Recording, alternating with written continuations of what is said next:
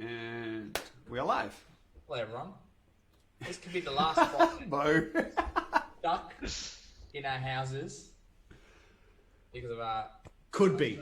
lockdown. Could be. Could be. That's why I said could be. We have James here at the racetrack at the drag strip, Everyone? live from Seattle. Just I had was to gonna get say, like, the weather looks pretty good over there. Like, it's dark outside for me. So, had to get out of the lockdown, man. Virtual. as usual, guys, just let us know if the audio is all good, if the levels are good, if it's all in sync, everyone's video. Yeah, as Josh said, welcome back to Vivid Chats with James. James, you have your own YouTube channel. You're a massive car collector. I would say fan, but I'm just going to use the word collector because you know, as Make the me title sound more states, prestigious. yeah, I mean, as the title states, 16 cars. And you, how old are you again? You're 28. 28. So not even Yeah. 30. You know, that's a lot of cars per year. I mean, considering you've been driving on the road properly on your P's 10 years, you've been 10 over 16. Yeah. More than one a year. Not too bad.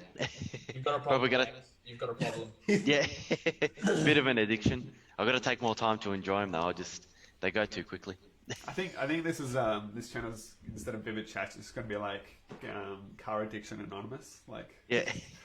hi, my name's Curtis, and I've had 9 cars. I'm 24. Hi, Curtis. I know I have a problem. Yes, I know I have a problem. I'm working on it, but mods are in the mail. Tell us, James. Yeah. Car number one. Number one was a DeLorean when I was 17. I imported it from the US. So it was a piece of shit, to put it nicely. Like, it ran and stuff, but not very well. Pulled out most of the interior, had some bits redone, had the front bumper, rear bumper off, got that off to spray.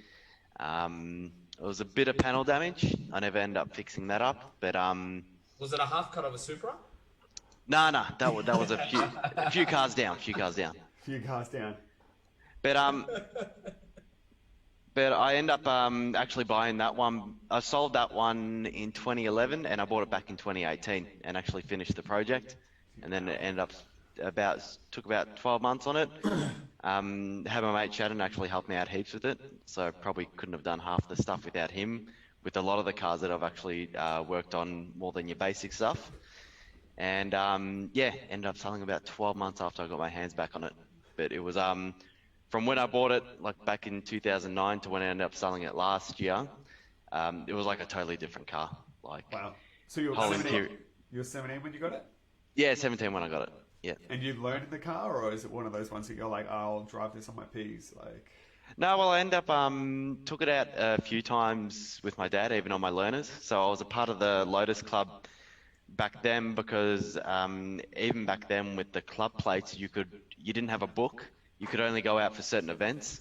So the average age of people in the Lotus Club, probably similar to now, like, was about 70 years old. So, like, you know, I'd wake up on a Sunday morning, take off the morning shift from work, and we go cruising and have like scones somewhere like 150 k's away. Oh, sick. And that was that was the main part that I could actually get it out. So That's cool. great bunch of guys, but yeah, a bit different to, like, you know, the younger scene of grabbing kebabs and stuff, which probably would have been more suited. Rocking up. I in a mean, DeLorean. scones in a DeLorean versus kebabs in a DeLorean. I mean, I like which one. Yeah, the title sounds better on the scones. Yeah, that's it. And I'm sure most of our viewers and people going to be watching this video know what a DeLorean is. But it's obviously the main star car from Back to the Future. And like, it's very unique. strange enough. Like, most cars you'll find, you know, you're either made out of a polymer exterior, most cars these days, or it's metal. Back then, the DeLorean was made out of stainless, wasn't it? Yeah, stainless steel, and it had a fiberglass underbody. Yep. And then the frame was actually decent for its time. It was based off like a Lotus type one, so it was an X frame or double Y. And then they had the engine in the back, fuel tank in the front. But the stainless, a lot of people think that it was a real heavy car, but the stainless is so thin. Like, you look at the crash test, it's just like flapping in the wind. Yep. But I think they weigh about 1250 or 1280 kilos. Yeah, wow. Wow. So Yeah, it's they're quite light. light, but it only has 130 horsepower, so quite slow. So what motor's in it? 4-cylinder, 6-cylinder? 2.8 litre 6-cylinder. So they use it. They call it a PRV6. So they used it in a Peugeot, Renault, and Volvo. They use them in those cars there. So like the boxy late 70s Volvos that you see going around, some of them just share that engine there. And And it was you reckon it NA or wasn't- turbo or nothing? No, just NA. They did make, I think it was 1 or 2 prototype turbo ones, which and they were twin turbo. And a guy that actually came down from the UK, I organised a trip for him to fix up all DeLoreans within Australia last year, do some panel work because he specialises in that. He is actually the owner of one of them. So, Wow. Yeah. but I think it was 1 or 2. A few guys have bolted on aftermarket systems. But like there's a rotary power DeLorean out there that's been swapped over, Whoa. 2JZ DeLorean, and a few electric DeLoreans, a few LS converted DeLoreans. So yeah, But the there's question, been I think the question a lot of people are going to ask is, when we're waiting for our first car, we're saving for our first car, we're buying Falcons, and we're buying Commodores, and we're buying, I don't know, Focuses. Corolla. Why a DeLorean?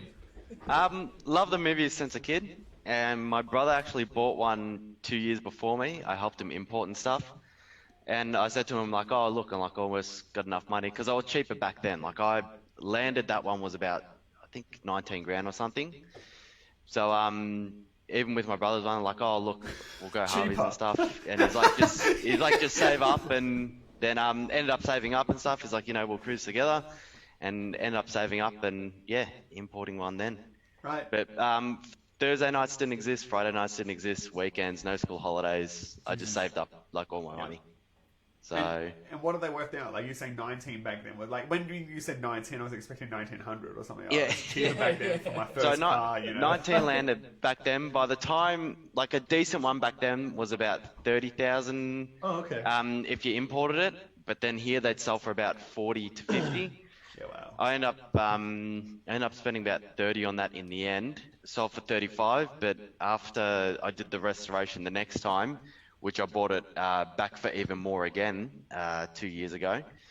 But then by the time I end up selling, the average price now in Australia is somewhere between 70 and 80 grand that they sell for. So just like the which I think is more justified for those cars, but just like the Japanese cars, the past 5 years has just gone crazy with the DeLoreans. They really have. Yeah. But for a long time, they were probably underpriced for how rare they were. Like definitely not a awesome driving car, but for the rarity of it, yeah, they were probably overpriced for a good 10 years or so. And what was it? So that would have been like a weekend car you were saying. So what was the first like daily driver that you were running about in at 18 years old? Mark IV Supra. So that's back when they were like, yeah. You definitely have. All right, guys, that's the end of Vivid Chats tonight. I want to sign off I there. had a 1989 Toyota Corolla that was yellow and brown interior. And a Hey, bro, Milo I tank love course. yellow cars, man. That's sick. But yeah, the Supra though, like that's back when you could get one for 5-10 grand. So Okay, yeah. it's not like now you get a shit box for 20 grand. Makes sense now. But yeah, that was just 5-speed manual, had the LSD, NA obviously, P plates. Yep. But it did the job. Like back then, like with that first one, I didn't do any performance mods whatsoever. Like I was too scared to even put a pod filter on it because I'm like, oh shit, I'm gonna get done. But then yeah, after that, like I had a fair few Supras after that, so played around a fair bit with it. And reason for Supra for the first car, was it just like, yeah, this is cool, or was like... I went through from 12 to 18. I think I changed my mind on what my first car was going to be about, like literally 50 times. Yep. Supra was just like, well, from Fast and the Furious, and then like just every time like see one on the road, just be like, oh, it's such a nice import. But like before that, like I was looking at like Evo 3 Lancer, the GSR. This is before I even like saved up for it, but like a VT Club Sport, like I didn't mind. The 5 litres were legal on your P plates until I think about 2 years before I actually got my P, so that had to change. Like 80s Camaro, I thought to get one of those, but these were all, like back then they were all about 10 grand or so anyway. Yeah. So, Yeah. but even you look at those again, like VTs, they've gone up even the 5 litre Club Sports, probably minimum about 15, 20. Your Camaro is probably the one that's the similar price. Yeah, even the 80s Camaro is probably similar, but even like over in the States, it's crazy. Like 80s Camaro is like considered like the cheap, shitty, Yeah, like, the kick to the curb type of car, like yeah, cheap. whatever. Yeah, like first car type thing for then. But I was actually looking at them a few weeks ago, as we all do. Like you just spend hours a week looking at cars you're like never gonna buy. But even in the US and stuff, like I was looking, like there's a lot of them like 15, 20 grand now, and like shit, to import one's still gonna be like 30 yeah, for a nice one. But I think it's got to that stage where it's just like the real shit ones are probably gone to the rubbish dump now, and the looked after ones have actually been kept by the owners. So yep. like with most cars, it ends up being the neat examples are going to fetch a lot more dollars, and the crap examples are just non-existent, and No they one kind of wanted phase like out. anything over that 75. No one wanted. Like everyone was like, oh look, if it's not from the 72, like the 68, 69, or 67, Yeah. 68, 69 to 72-ish. Even the Mustangs, Camaros, the Pontiacs.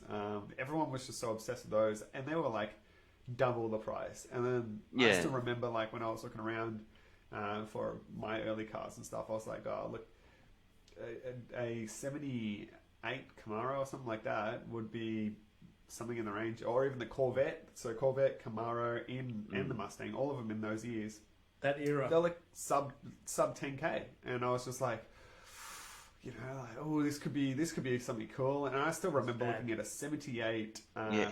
Corvette, and I was just like in love with it. Yeah.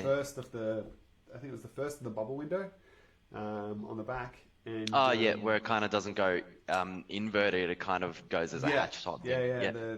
And I think it was the anniversary year, and I found one, and the only flaw with it was a 383, and the only flaw was the front had someone had parked and just touched the wall, and so it had some cracks. It wasn't pushed in, it just Okay, had some yeah. cracks in the fiberglass bonnet. Now, my father coming from a panel beater background, anything metal, if there was a little dent, I was like, eh. I saw it, I was like, oh, well, that's fixable. And this is when I learned that like the whole front end is practically fiberglass. And it's a lot different to repair fiberglass than it is metal. Yeah. And so it was the only thing that I was like, and ahhing about. And then the guy ended up selling it like within the week of me looking at it. And I just looked at it, I was just like, damn, like 10k for a 78 anniversary edition, 383 stroker, Corvette, sound and mint. It was running, complete everything. And I was just like, and now if you look at the market for like a 78 Corvette, you're looking at double to triple the figures. Yeah. Yeah, it's it. And that's Especially crazy something how it sold neat. so quickly. It's bloody crazy nowadays. Like I look back and I'm like, oh god, like all Yeah. the prices are going up. Yeah, it's nuts. And like I said, from the cheap stuff to even the expensive stuff, like, I was looking at 67, 68 Mustangs probably about 18 months ago, 2 years. I was like, shit, you're going to pay like 80, 90 grand for a neat one now. Whereas, yeah. you could get like a perfect one for about 60 grand, going back maybe 5 years or so. Wow. Dodge The Chargers DeLorean- used to be like in that 60k mark, and then now they're 100 plus. Like, Yeah. DeLorean, Supra. Yeah. And then Supra next, again. after the first Supra, I got a company car, so I ended up selling the Supra. And then after about 6 months, I was just like, nah, I need a sports car again. And I got an S2000. It was fun because it was like zippy on windy roads, but I was just like, shit, like I got to rev it to at least 6 grand to start feeling torque. So I think that lasted about 3 months. So we've Oh, got, that was short. yeah. we've got some photos here that you sent through. Let's see if I can actually find some of the. So here's one up on the stream at the moment, and the DeLorean that you had at the start, was that's just the silver one that you had from the photo, the doors up next to the S2000, is that correct? Or What's the number plate? Because I'll only know by the number plate. 09541H. 09541. I think that might have been the second one. The second one. With The second One DeLorean. around your house next to your S2K. Yeah, that was the second DeLorean. Yeah. Because I think the first one was 03443. I'm not sure if that's my brother's one. Right. Okay. Imagine having that many DeLoreans. Yeah. It's like, oh, I don't know which one's which. It's getting a bit confused. So within And we haven't having even started a with car the amount of problem, Supras yet. Like, I was gonna say, within having a car problem, you've got a car problem. Yeah. Yeah. You can't have the same car. Then you've got to change that car. But yeah, looking at I think that was the second one. Yeah, because it's not as low. The first one I ended up lowering it, but like it was too slammed. Like you end up just scraping a lot of places. But luckily it was just under where the radiator support was, so I ended up just replacing that anyway. Yep. But yeah, when I was 18, I'm like, oh yeah, as low as you can go is all good. And I got them compressed, so they heated them up, and I was like, oh yeah, I like just do it to this height here. And then as soon as it was lowered down from the hoist, I'm like, oh sweet, it's exactly what I wanted, maybe like a centimeter lower. Settled. By the time I got home, it was like an inch lower than that again. I'm like, oh crap. Yeah. So, and the best part about it, like fiberglass, stainless steel, like we're not talking much rust, are we? We're like the Yeah, floors- besides the frame, not really Yeah. much can rust on them. And I mean, considering the frames they weren't unique to that car. They were actually, taken off from another car. So like the Oh no, the frame was exclusive to DeLorean, but the design was the same as like the Lotus. Yep. So they had like the like I said, they call it like an X chassis or a double Y. So I'll see if I can. Oh wait, if I find a picture, it won't come up on the stream, will it? No. Okay, Have you are they the ones that you sent to us?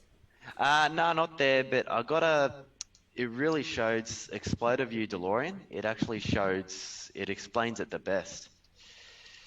So I can send it through to you now. I just put it into Doesn't take the live stream comment section. Just throw us a URL. And we can have a Oh look. yeah, sweet. And we went to the Okay. S2000, and then from the S2000, what was next? S2000. After that, I sold it. I got the silver Aerotop Supra. So that one there, I think I sent a photo. Yeah. Yeah, the top view of it. So I got that, and all the Aerotop right-hand drive were only auto. And like, oh, the auto is not too bad and stuff, and like, Mrs. can drive it around a bit and everything like that, a little bit of fun.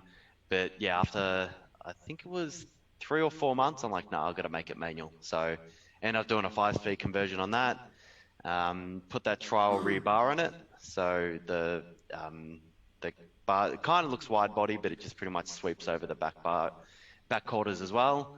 And change over the wheels, but other than that, it was pretty much as I got it. And again, back then, like, I think I got that for like 12 grand or something. Yeah, wow. And now, like 5-speed converter one, like that condition, probably about 30. So, I don't know, I just shake my head at the prices things are now. It's just crazy. Wow. Yeah. But that thing there, like the previous owner, I think had it for 7 or 10 years. So he had it for ages. He Yep. kind of had it while the prices of Supras were still up before they came down. And yeah, he did like full sound system and everything on that. So yeah, that was his baby. And then just keep moving on. Supra, DeLorean, and then now you're on to... Now I've got 69 Corvette, so the yellow one. Yeah. That's been Wait, like before you go there, how many Yeah. DeLoreans? 1, 2, 5, but one of them I own twice. You've got a problem. Yeah. How many Supras? Supras, there's a fair few that I fixed up and Yep. sold. What was that? So the 3, we were talking about this the other night. I've totally 12, forgotten. I think 3, it was. 4, We came 5. to? No, 7. If you've gone 7 past 3 Supras. or It's 4 or 12. 5, Yeah, 12 was the Yeah. total of DeLoreans and Supras. So 7 of those. The S2000, an Integra Type R, that was a short-lived one as well. Actually bought that off one of my customers and cleaned that up. And I think that's it. Oh yeah, and then the Corvette now, and then the Camaro. Yeah. And then obviously with the work. But the good thing is, because I've had work cars since I've been 19, like company cars. Otherwise, half of these probably wouldn't have happened. Yeah. So that's really given me a lot of freedom just to like, and especially after I got off my P plates, just have cars that would really be a pain in the ass if you were going to daily. But if you're just going to use as weekend car or once a month or sunny days, it's just, you don't really care. Yeah. Yeah. I completely agree on that one. Like the daily Yeah. itself was the decision. And like when you go back to 18, 19, 20, all the way up to like 22, you're sitting there, you're like, well, the daily, I can't afford to have 2 cars. So the Yeah. daily's kind of got to be my dream car, but at the same time, it's got to be reliable. And you're sitting there with like these scales that just like you're trying to balance out. And from what it sounds like, you've always had the whole like definitely not so reliable, but cool to drive once a couple of days a week, or once a week, once a couple of days a month, especially. Yeah, that's it. Which, like I said, has really been like great opportunity, and that's why after my first job that had a car with it, I'm just like, I'm never gonna have a job that doesn't have company car, Yeah. because it just it makes life so much easier. But now what we going to? Oh yes, the Corvette now. Corvette. Have you got a picture of that one there? Yeah, Yeah, we've got Yeah. the Corvette up So- here. What So year the is this? previous 60 owner, he did a full rotisserie paint job on it, fresh engine, rebuilt gearbox, rebuilt diff. The thing, I'm not sure if you got the engine picture there, but like the thing is brand new. When he got it, it didn't have an engine in it. It was painted red. As I was sounding back, there was a bit of blue under there. The original color was yellow though. Yep. So he went back to the yellow, but it's a bit more of a vibrant yellow as well. But yeah, that thing there, if it wasn't new on it, it was rebuilt. And like I drove up to Albury to go see it, and he said nut bolt restoration. Like he put it on ramps. As I got there, he gave me a creeper, and I looked under there. I'm like, oh shit! Like it's literally the nuts and bolts are shining under here. Yeah, wow. So that thing there, yeah, it has had some teething issues. Like I've probably only driven about 2,000 miles in 2 years, but even this year here, like spent a few grand on it. But like first few thousand miles after a big build like that, stuff's gonna go wrong. Yep. I got it 200 miles after it had the resto, which I could tell by the quality of work. It wasn't that he didn't give a shit. Like the thing was gone over meticulously. It was just that's what's gonna happen when a car's built. 100%. And the thing is like when you get something pretty fresh, you actually like you got to put a fair amount of time regularly using it. Like you can't let it go for a drive, let it sit for a couple of months, go for a drive, let it sit for a couple of months. It's one of those things you got to like really wear Yeah. in that intermediate zone of like getting it rebuilt. Like a lot of people don't realize the wear and tear on the engine that you need to do to wear it in after a rebuild. Whether it be new engine or old engine. 1,000-kilometer thing. Yeah. Pardon? Is it 1,000 kilometers? They say normally. For They newer say, engines, about it's- 1,000 K. It's very different because like you go back to like older engines, everything's very different to how it is now. Talking about weight, different types of products used. Like you got alloy heads on this one, or I can't remember, to be honest. yeah, I do have the build sheet in the car, but Yep. there's just like specs of everything, and I'm like, oh yeah, that's sweet. It's a lot of people like freak out. Like you do your first drive after wearing an engine in, you run an oil through it, pull out your oil filter, and like people freak out. Like, holy crap, there's tiny metal shavings in here. Like that's so bad. Like what's going on? What have I done wrong? And it's like no. Like that's pretty damn common. Like after your first oil filter change again, you're wearing in a lot of parts. You are going to shave the little imperfections. You're going to seal that. So you've got 2,000 Ks on it over 2 years, was it? About 2,000 miles. So what's that work out to? Like 3,600, I think. Yeah, 3,600 Ks. Or Yeah, so, so just over 3,500 Ks. So that's all miles, like speedo, everything.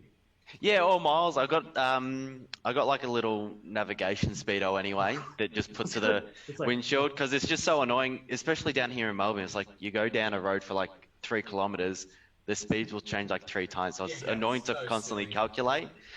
And you and yeah, like with it anyway, like it's a little bit out anyway. Like old cars, I'm like, oh shit, I'll just buy like a digital speedo, just put it on there. Tires have changed since new, and this and this and this, like all day, Yeah. and you're just sitting there like guessing. Not to mention, like as I said, we've talked about this before. Older cars, you sit there and the speedo would just float between another. Yeah. Like, it'll never like new car, yeah, nice, and we stop accelerating, we cruise. Old car, Yeah. we go. You just sort of guess, like as Josh says, speed signs are just a suggestion. Yeah, Yeah. Just suggesting that you're doing 80. You could be doing The 90 or guide, 70, the but it's guide. like... Yeah. I mean, it actually doesn't put a rule to it. It just says 80. It doesn't say 80 kilometers. Doesn't say 80 miles. Doesn't say 80 meters. Like, it just says 80, right? So As long as 80 is within the circle as somewhere. long as 80 is on my dash, I'm happy. Like, too bad if it's in miles. Driving to Winton with Josh is the worst because he'll be like, calls me, where are you? I'm doing 110. He goes, I'm doing 110. I'm like, you're lying. You're not. He says 110. So I always use Google Maps. So I use the GPS speed off there, where Mo goes off his car, and I'm like, it's never correct, Mo. Which could be up to 10% out anyway. Oh yeah, like I'm learning this on our 20th trip to Winton. I now know to just mirror Batson, and obviously with Radar Cruise, it just sticks with him anyway, so we're good. Yeah. and you'll both get speeding fines. Yeah. One goes down, the other's following. Or he'll pull me down, whichever works. And so, what's is that the 383 they've got in the Corvette, or what's in there at the moment? Yeah, 383. So stroked out small block. So it started off as a 350. 383, it's got upgraded ignition system, upgraded heads. As I said, I can't remember which ones exactly. Long reach headers, full stainless exhaust system that the owner actually made up. Whoa, awesome. So performance-wise, it's probably, I'm not sure at the wheels, but at engine it's probably only about 350 horsepower. But it's got a lot of torque. Like you shift at 4.5, 5 grand, like you've had your fun with it. You don't need to go crazy. And the cam that's in it, it's not too nuts, but you get that torque pretty much as soon as you take off. Yeah. So That's 4-speed manual, 5-speed manual? 4-speed manual. 4, yeah. And for anyone that doesn't know cubic inches, so 383 is a stroked 350. 350 is about the 5.7 litre. Yeah. Again, last time we talked about this, cam in the centre of the block with pushrod system. Yeah. So prior to the LS and the GM series. And then if you stroke to 383, you're looking at the 6.27, so 6.3 litres. Yeah. So once you start talking the 383, it's like... it's small block with damn decent displacement. Really, really good revving capacity. Very good horsepower for a small block. Yeah. So it's essentially like the what would it be? Well, 5.7 like the LS1. Yeah. And then the 6.3 that works out to similar to the LS3 because I think it's 376 cubic inch for the LS3, more 6.2. That's what I was going to say. Comparable to the LS's. Yeah. And then they went up to, out of factory, I think it was 7 litre they went. I'm not sure if they might have had a 454 in it. Which one's that? Which is The Corvettes? the Corvettes, yeah. Yeah, So I think the 454 big block. ZR1 had a 454, I think. And the 427 is a 7 litre. Yeah. So, I don't know, bigger than that. 7.2, I think it is. Friggin' massive. Big. Big boys. Well, that's Big Bird. What about the other one? What's the other toy in the garage? 69 Camaro. So that one's Z28. Original, like I thought it just had the badges on it. Before I bought it, the guy was actually saying, he's like, oh, check the VIN plate, original Z28, which they actually came with the 5 litre, which Chev didn't have at the time, which is a 305 cubic inch. It was to actually enter racing series that they had to have and have a certain amount of production cars. But as with a lot of them, they've been swapped and changed engines over time. So that's got a 350 in it. It's got a big fuck off cam, which is actually like a pig to drive. But once you get off the line, it's all right. But when you're at the lights and stuff, it's just making a racket. What stalk is Is it? it rock side to 3.5? side? 3.2? A bit, yeah. After I have upgraded a lot of the suspension components, but at first, like the frame to body bushes were actually like pancakes and stuff, and everything was screwed. So at the lights, you'd literally just be rumbling. Side to side. That's cool. But yeah, that's got the 4-speed in it as well. Posi traction, which is essentially like Chev's LSD. Yep. But yeah, I actually wanted a 69 Camaro before I had the Corvette. Just none really came up exactly what I wanted. I looked at a few 67, 68s, but 69 does have a more aggressive front end, squared off fenders. And the reason I like the 69 probably most as well, Too Fast, Too Furious. Yes. So same type of thing from there, and I wanted the blue with the white stripes. Yep. So Racing car. Yeah, it has been a lot more work than predicted though. Like the guy who inspected it up in Queensland, I don't know what Camaro he was looking at, but it doesn't seem like it was the same car because literally every bush on that had to be replaced. Which again, my mate Shannon, which I mentioned him before, like if it wasn't for him, like I would be totally lost, like Yeah. with doing most of the work. Bushes, ball joints. Not the most expensive parts, but It's pretty cheap, yeah. A long time to fix. Like a lot of hands-on and a lot of that will never go back in the exact same spot as it was. Like the fact that Yeah, well, even the upgrade parts, like the sway bars, like Shannon actually had to make up spaces out of like aluminium pieces that he had. I'm like, yeah, but I checked, like, it's the right one. And then he's like, that's going to happen with this. And yeah. like, and there were probably like 3 or 4 parts where we literally had to modify how to fit it. And it's like, it's a factory car and it's made for specifically this year. But, like with the, what was it? Harmonic balancer. I Yes. got, the sway bar. That's what it was. Didn't clear the harmonic balancer because they just assume that everyone's going to have the upgraded harmonic balancer, which is an inch smaller. Yep. Which afterwards, anyway, like I've had the car out probably like 5 times this year, and it's broken 6. Like it's just been ridiculous. So I had to end up replacing the harmonic balancer anyway. But it's yeah, even if it wasn't for COVID, like it's just been a nightmare. Almost 12 months I've had the car and maybe put like 200 miles on it. Wow. We've just had some comments come through as well. I've got Andrew's just joined us about a minute ago saying howdy. So howdy back, Andrew. Thanks for joining us tonight. Craig Pitts has come in and said Driven is a good movie about how the DeLorean was made and all the illegal deals that were done. So Whoa. that sounds Ah, cool. yes. Might have to check that one out. I don't think I've seen that one. The FBI Fantastic, sting they interesting did. car, like very unique car, and like there is this cult following, I would suggest, actually. Like the best way to describe it for the DeLoreans is like there's people out there that are just diehard DeLorean fans. Like there is a community behind the vehicle that is just like that's how the world exists around a DeLorean. That's what the earth floats around. And I must say, like the owners, like most of them are as quirky as the cars, and like we're all pretty nerdy, really. Yep. Again, like we've always said, like the car is the extension of the personality. So when you meet a DeLorean driver, be prepared to shake hands to the left. Like it's just that's the best way to describe it. Like how you feel shaking hands to the left, the elbow goes up, the wrist. Yeah. Everything. And the main reason I got out of it was because of the performance side. Yeah. I kind of grew up and like I had them, and the last 2 that I restored anyway, I was just like, oh, that was the last one. But like drive-wise, as I grew up, I'm just like, oh shit, like even if it was to have a faster engine, like I like the braking to be a certain way, I like the handling to be a certain way, and it's just like unless you're going to spend like 30, 40 grand on it, yeah.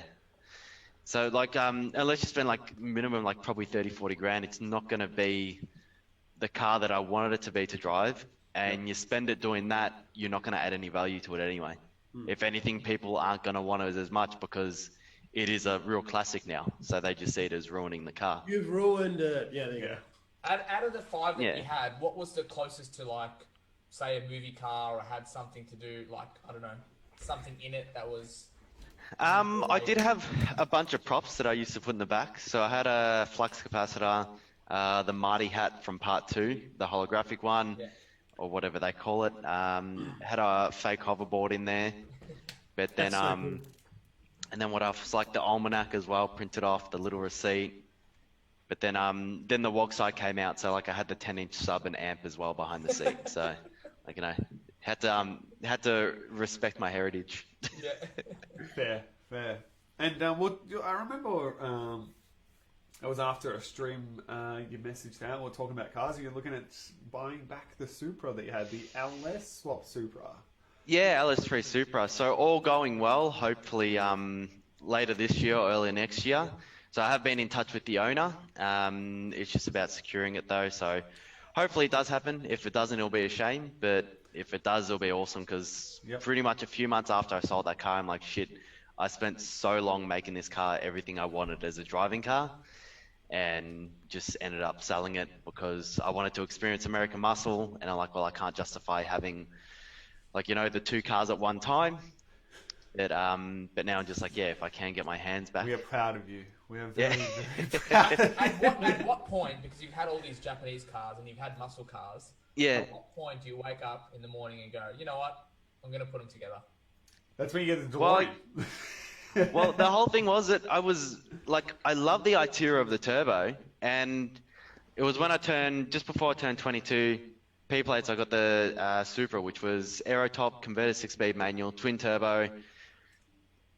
And then I went to most of the roads that I enjoy most, which is like tight, windy roads, and I'm like, oh shit, like, I never realized turbo lag was on and off the throttle. I thought it was just like, initially, like when you take off, like 3-4 grand, it kicks in. And like, well, it's got the sequential system, so it comes in about 2.5. Second one comes in around 4. And like on and off the throttle, especially with the longer geared rear end diff, I'm just like shit, like it's constantly lagging. And I went in my mate's GTS VT Club Sport, and he had a huge cammed out LS1. I drove that. I'm like shit. I'm like, this is what I want. Like I want the throttle response and everything like that of NA. I'm like, but I don't want like, you know, the NA2JZ. And I looked at like C5 Corvettes and stuff back then were around similar to what they are now, around 60 grand. But I'm like, that one there, like that would be a stock form LS1. So ended up, yeah, going through about a 6-month journey, actually doing the swap. And again, like I've learnt a lot through the years. Like again, if it wasn't for another mate that I had, Matt, I would not know where to freaking start with it. And So that was it all you, front to like start to finish. You did the whole thing. I mean, well, like, I'm gotta admit, I was more the apprentice for the build. Like I was like very interested. Another guy in the Vic Supra Club, Luke, he's built a few LS drift cars, Supras, and like he gave me like a wealth of information. Like that was the biggest thing to start off because they didn't even have like the Siki kits back then. So he gave me a huge amount of information, and then my mate Matt, he was actually because funny story, Matt actually owned the Supra 2 Supras before that. And I first got in contact with him because I was going to buy it. And we got talking and I'm like, oh shit, like awesome car, great condition, just needs paint. I'm like, shit, man, like I just don't like the turbo. I'm thinking about LS swapping it. And he's like, my FD RX-7, he's like, I'm going to LS swap that. And I'm like, oh, sweet. I'm like, do you mind if you give me a hand? And before you know it, like 6 months it was in his garage. And I just... LS Brothers, unite! Yeah. That swap and everything, that LS is not from here, wasn't it? It was a... No, so the LS was from New South Wales. Okay, yeah. That was a 6-litre. Drove it about 1,500 k's or so. Made sure it was all good before I did cam and everything like that. It was all engineered already, the swap. I'm like, oh yeah, I'll do the cam, shave the heads while we're doing the lifters and stuff like that. And then I think about another 1,500 k's after that. With all my cars, I always check the oil before and afterwards. Checked it even before that. Went for a drive, probably not even 20 k's, and I hear some scratching at about 4 grand. I'm like, sounds a little bit odd. I'm like, maybe it's just, some noise from the filter or something like that. Then it got a little bit worse. Came home and there was no oil. I'm like, oh shit. Took the engine out after a few weeks, checked the bottom end, scoring on the crank, like metal shavings, and I'm like, oh my god. The engine though, the guy said had 85,000 Ks.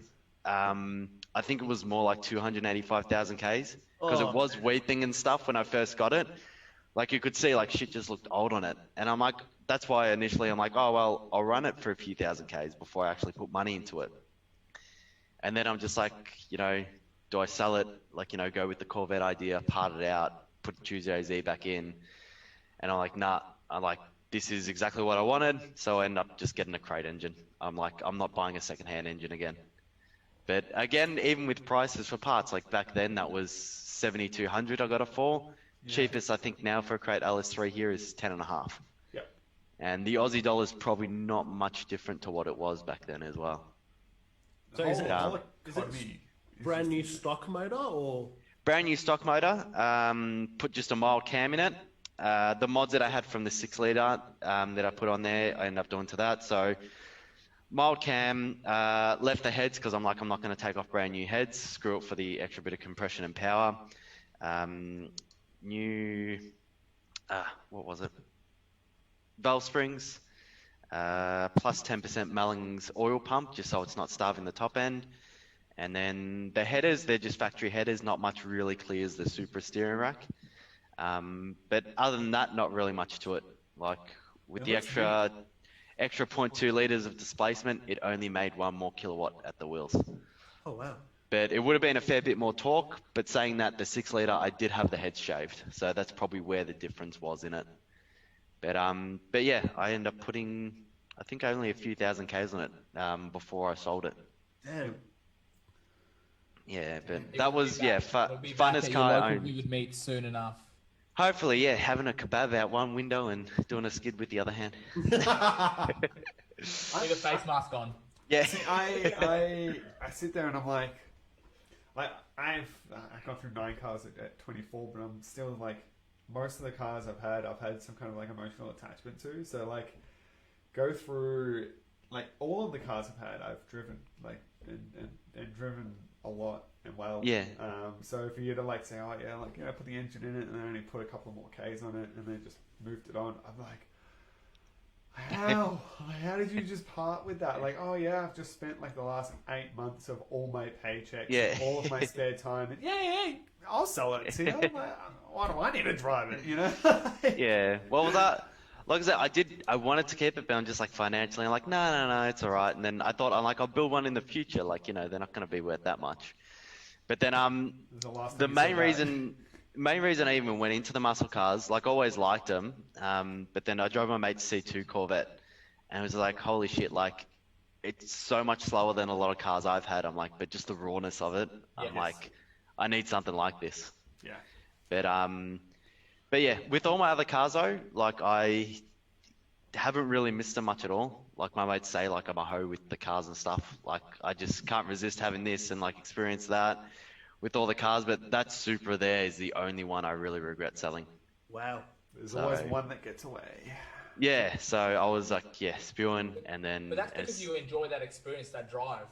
Because obviously, with your channel, Talk to Talk, yeah, you're getting out there, you're driving all sorts of different cars and all sorts of different experiences.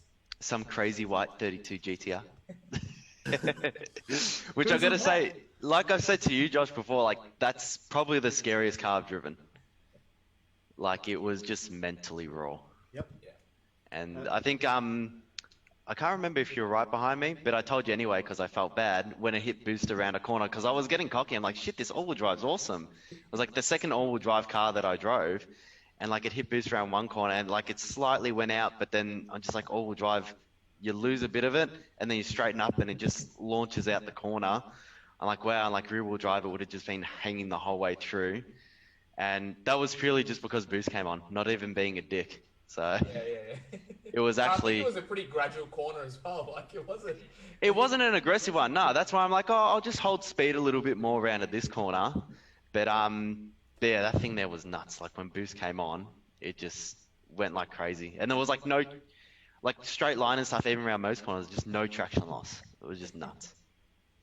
It's It incredible. was perfectly set up. Yeah, but yeah, doing that channel as well has been great. Like, with all owners, I'm like, look, I'm gonna drive it a bit hard. I'm like, send them a video of stuff I've done, and I'm like, this is similar to how I'm gonna drive it. No burnouts or anything like that. But it has been a great experience, and people have been kind enough to like chuck me their keys and be like, yeah, man, no worries and stuff. Like, happy to do it. And like, had I even met you, Josh, before that? I think we just started speaking. Or did I just like stalk you on Facebook and be like, ooh? Probably. You're like, I really want to drive your car. Yeah. So like, yeah, guys For that I anyone else haven't met watching, before. it's not that easy to drive my cars usually. So Yeah. get in. Just like all these messages coming up in the chat. I think it was the got released after you put out the photos of the engine being done the last time, and then I think you guys got in contact because I remember that happening, and then like a little bit after that, the video came out, and I was just like, oh, I'm jumping onto this one, like. But yeah, it has been great fun, and I've been pretty lazy with it probably last year, but the past 6 months at least I got COVID to blame. But I've got I think it was 11 or 12 cars lined up, so Whoa! I'm keen to get back into that. That's cool. What one are you looking be forward to most? Probably spoilers ahead? Eleanor, because it's been a childhood dream of mine. So Okay. I can't yeah. wait to see that one. So I'm pretty keen to do that. Like, I had literally like the poster on my wall on top of the DeLorean poster on my wall as I was growing up. So Yep. yeah, really keen to do that one there. And then also 355 Ferrari as well. That should be pretty sweet. Sick. Yeah, so should be fun. Totally different cars, but yeah, both of those are probably on the top two that I'm looking forward to. You'll probably have And the fourth 35, Josh, don't worry. I was going to end the stream if you didn't say that. Yeah. But no, You but probably find with the comparison between the Ferrari and Eleanor, you'll probably sit there and like have so much more of a fun driver's experience with the Eleanor than what you would the Ferrari. Like as much as they're a insane car, and like, yeah, I'd probably actually price tag. I mean, like Eleanor's pretty up there. Eleanor, yeah, they've gone up. Like I remember, like you could get one sub 100k down here, probably about 5 or so years ago. But now, if you want a neat one, I think you got to go towards like the 150 plus mark. But I've been passenger in both the 355 and the Eleanor. Both of them look quicker than they actually are, like as cars. Yeah. But saying that, as I've said before, it's like the driving experience, though, like the theatre that they have to them, and also the 355. Michael's actually put an exhaust on that, and it just sounds crazy. Is that a gated race manual car as well? Yeah, gated manual. Is that you said Michael? Was that from Star? Star? Who's Star? What's I think I actually might know this car. Yeah, Michael. I've done a bunch of his cars. So he's the one that I did the RX-7 review on, and then the 34 GTR and the 300 ZX. Right. Okay. Yep. And he sold the 300 ZX though, so that's gone. But that was, from memory, I was saying, yeah, that was his first sports car. So he had that for about 10 years. Wow. So Cool. I think that was one of the cars that was real close to him. But the amount of troubles that it gave him over the years, I think he was a bit glad to see the back of that. Sometimes The it's good old Z32 reliability. And like the crazy part with Eleanor, I know there was a recent if you guys watch a lot of YouTube, there's a channel that they call Bees for Build. Yes. Awesome channel, like seriously awesome channel. And they were doing a conversion of taking a 350, so Shelby 350 2010 might have been, it was a late model, Shelby GT 350, and they were putting a 67 fastback onto it and making a new Eleanor. And unfortunately, they didn't realize that the Eleanor is actually trademarked and it's copyrighted. So as an asset of the movie, it's you have to actually apply for a license to have the title of Eleanor. Wow. Yeah, it's a real insane process. And if you're building one, you have to like go through all these applications, and like there's a big process involved, very costly. And he didn't do any of this and got a cease and desist in the mail with full lawsuit. The car was taken away, and yeah, the entire series that he had on that was just like absolutely in 1 second gone. So completely removed off YouTube, all material. Obviously would have been completely sued. His lawyers practically come into the situation and just said, look, the only settlement we've got is to completely remove and destroy, and you cannot use the name. Like, you can't even say it in your channel from here on. So the video afterwards, he couldn't even say, hey guys, the Eleanor build. He was just saying, the car that shall not be named. Has been The previous build. And all of the viewers, are very upset. But it's kind of like one of those things. It's there's silver linings to it. He got stupid exposure because every single person wanted to do, hey, here's a cool article about Bees for Build getting sued, cease and desist, and at the same time he also lost all of the money, all of the time, and all of the series building the car. But yeah, my father did a restoration on a 67. He did actually a couple of them. So 67 shell would come in, and that was it, like just a shell or even half a shell, chassis. Yeah. But he had numbers that were lining up, so he could do it all, put through the application, the whole process and everything. And I reckon, my father built probably four of them in his time. Wait, your dad doesn't work near Rowville, does he? No. Okay, because I knew a guy, that years ago when I used to go around for work, there was a guy around Rowville that did a lot of old muscle cars, and he did a few of the Eleanors. Yeah, it's there. You can buy kits for them, and the kits have already got that all the numbers lined up ready for you. Yeah. But then there's also the full restoration on the other side. So the kits are all fiberglass. Difficulty is like with anything fiberglass, moldings are definitely nowhere near accurate as you want them to be. You know, Yeah. it's never a bolt-up fitment. And my father, being a panel beater, was like, you know, don't touch any of that new shit, you know? Yeah. Yeah, he's just got that old school method, like fucking fiberglass, get that shit out of here, you know? Can't hit that with a hammer, you know? I'll just beat it out from a sheet of metal, you know. Exactly, and so that's. I remember there was a couple of times where that was the case. You know, I'd have like this. I'd go down to the shop with, oh, what are you working on, Eleanor? Like, it was my dream car. I was obsessed. Yeah. With 67. Like I had the same thing. Big poster of all Mustangs, everything. I got like Mustang Alley signs and stuff. Yeah. And so whenever he had a Mustang in the shop, he was just like, oh, you got to come down and have a look. And I remember coming down, and it was just this like bowl of crumbled mess that had just been imported in, but it had all the numbers that lined up, and someone was just like, I've paid 30 grand for this. Can you straighten it out and make that back to an Eleanor? And it looked like it had been in like a 3-4 car pile up, like completely. And yep, Dad with a hammer just sat there and just, you know. It's like the Eleanor from the movie when the clamp hits it. Yeah. Oh, not even kidding. Oh, not even kidding. I'm talking like it would have been 3 to 4 feet shorter.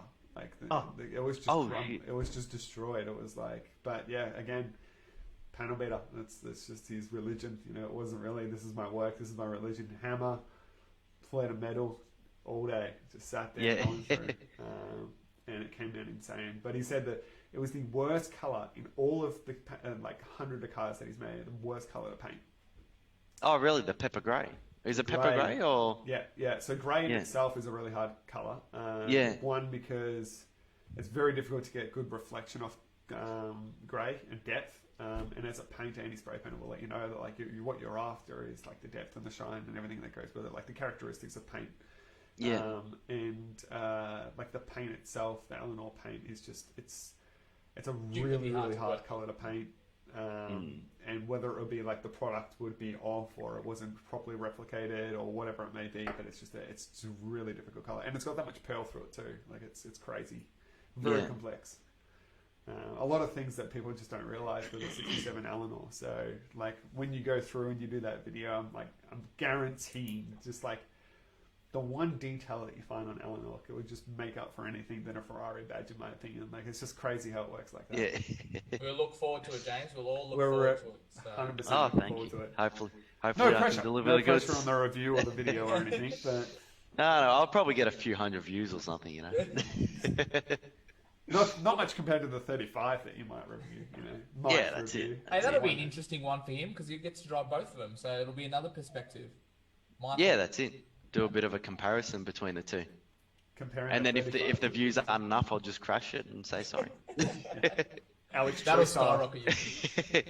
But no, I've been passenger in a 35 GTR. Someone that was looking to buy the LS Supra, and I always thought like, because a lot of people say like, oh, it just feels like a computer game in there and stuff like that. All he did was had the turbos change over, I think high float and a tune.